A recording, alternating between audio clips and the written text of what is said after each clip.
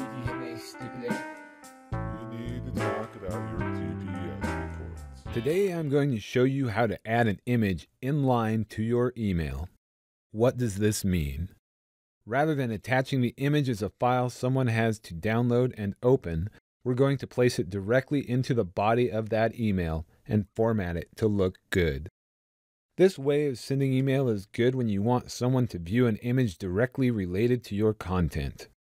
One example would be memes taunting your friend for his terrible fantasy football pick in last week's matchups.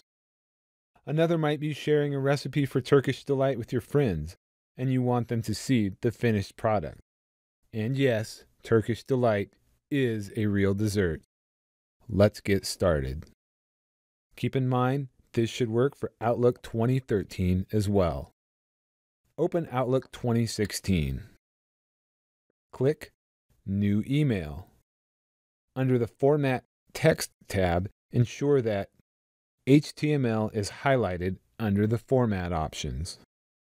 Place the cursor next to the text where you want the image to appear. Here, I'll put it at the start of the second paragraph. Click on the Insert tab. Select Pictures from the illustration options to locate a picture on your hard drive.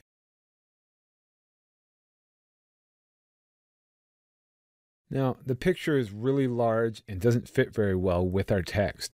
We'll deal with that in a minute. Next, I'll place my cursor at the start of the first paragraph. Click Online Pictures under the Insert tab to bring up a window, and you can search Bing for pictures you can add directly from the web. Use the Bing image search box to type in whatever type of image it is you're trying to find. I typed in goat in a sweater. Click the magnifying glass in the search box and wait for the image search to complete. Scroll down to find the image you like and then click on that image to add it to your email. Note that you can select multiple images by holding down the Control key and left-clicking on each image with either method, but we'll stick with just one for now. Now we need to format our images. First off, to make things easier, let's delete the picture of the girl and just focus on one image. Click on the image of the girl and press Delete on your keyboard. Next, let's resize the image of our cute little goat. Click on one of the corner handles to resize the image proportionally, or grab a center handle to squash the image in one dimension.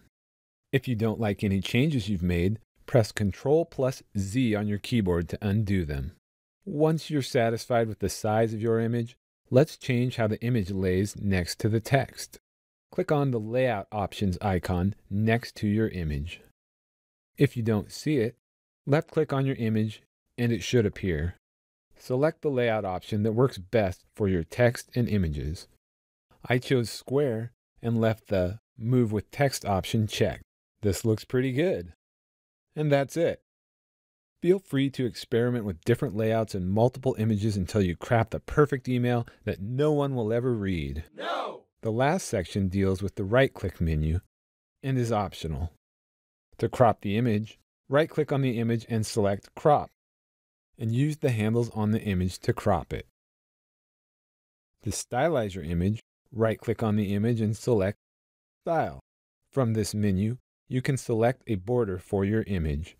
Be sure to crop the image before putting a border on it, or it may make the picture look weird. To insert a caption, right-click on the image and select Insert Caption. You may have to fiddle with the settings here to get it to line up under the image, but behind text as a layout option worked the best for me. To add a hyperlink, right-click on the image and select Hyperlink. Type the hyperlink in the address field of the window that pops up and click OK. Hover your mouse over the image and you'll see the hyperlink appear in a yellow box. While there are other options for inserting and formatting images in an email, we've covered the main ones here. If you know of anyone who might find this tutorial useful, please remember to share it with them. If you found it useful, why not subscribe to my channel? Yes.